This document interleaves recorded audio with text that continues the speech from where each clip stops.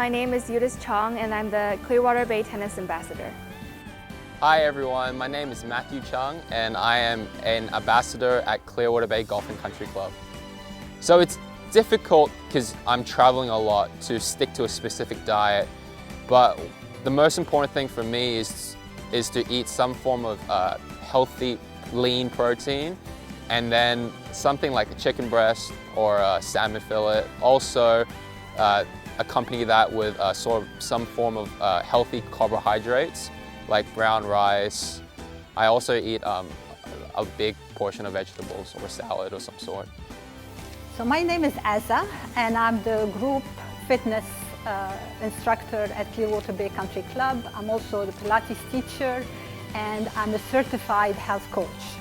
So earlier I was talking to Matt, he's the golf ambassador, and I was talking to him about his diet, and he said that he cannot tolerate wheat very much. As an athlete, he needs the carbohydrate, and his carbohydrates are coming from eating more of vegetables. So for example, the meal he had here earlier was salmon and broccoli, which is very good for an athlete because the salmon has the omega-3 fatty acids that are really healthy, the healthy fats in the salmon, and at the same time he's eating the broccoli, which is a good source of a plant-based diet. He also takes omega-3 fatty acids, and as much as the source of the supplements is very important, like when we eat fish, we have to source our supplements from a very good source. So we make sure that the omega-3 fatty acids are coming from a fish that is wild or not just farmed, because we know that fish has a lot of mercury. Hi Eudice. Hi Azza, how are you? I am good, thank you. And you? Good, doing well. So Eudice, you are an athlete, and you're a tennis athlete in particular. Would you like to tell me a little bit about your diet? So my diet, I try to keep it pretty balanced usually. I try to cut down a bit on carbs and then lots of vegetables. And for me personally, I know I don't really get enough protein in my diet, and a lot of times I think that helps with recovery, and sometimes I think it lacks a little bit for me.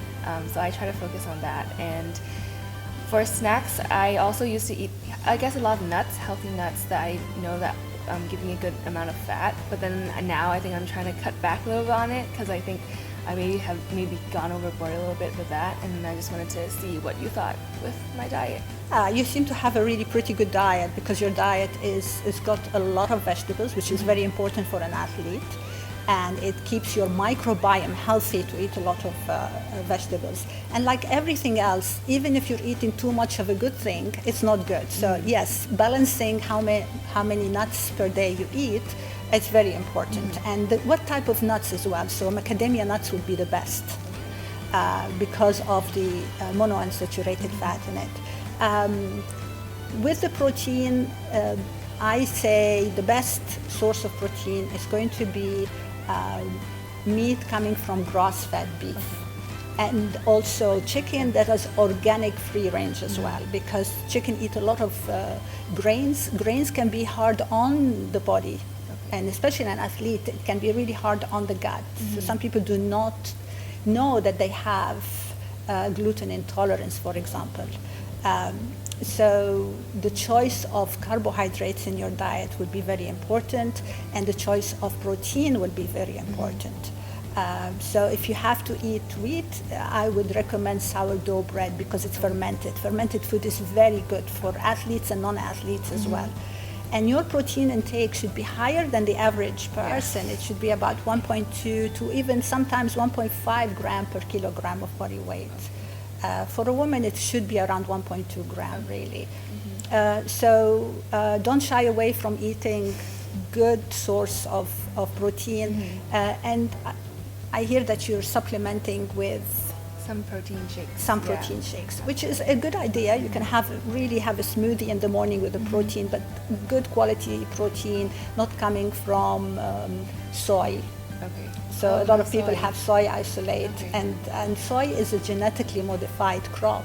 So you don't know the effect it's going to have on your body. So whey protein, if your gut can support it. So whey protein with not a lot of sugar and you can put some greens with it, and coconut cream, for example, which is again a good source of fat to put in your shake. That would be a good thing to do.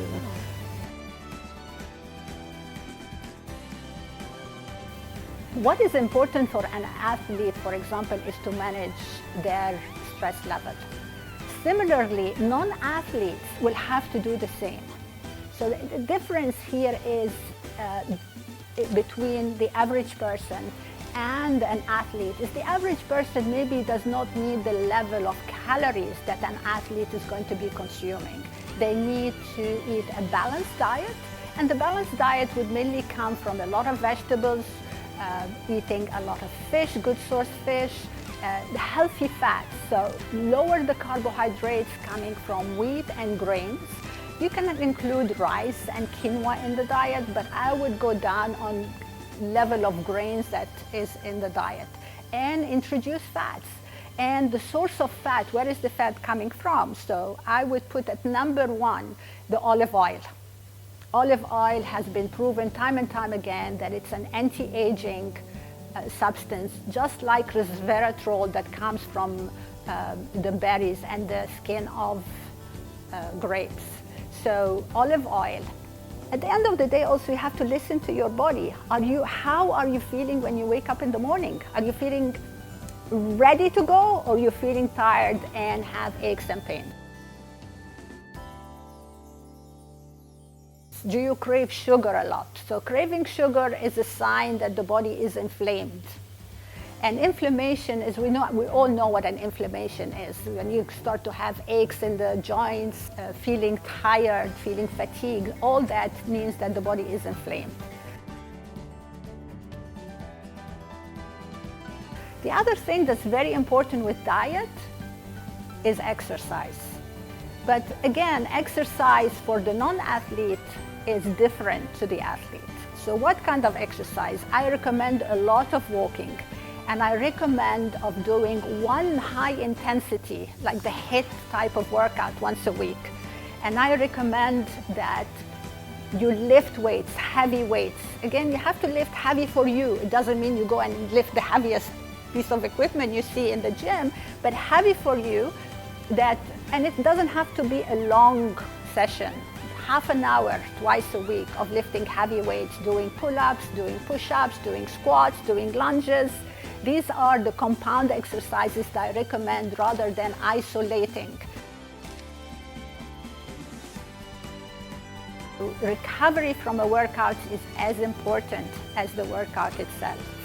So walking every day, 30 minutes, 40 minutes, doing yoga, doing Pilates, vary the activity as long as there is an activity every day. The other thing is the sleep. Sleeping 8 hours every night is what is going to have a person being healthy. So it is important that we pace ourselves and that we recover from the workouts by managing our sleep, managing the stress. Thank you.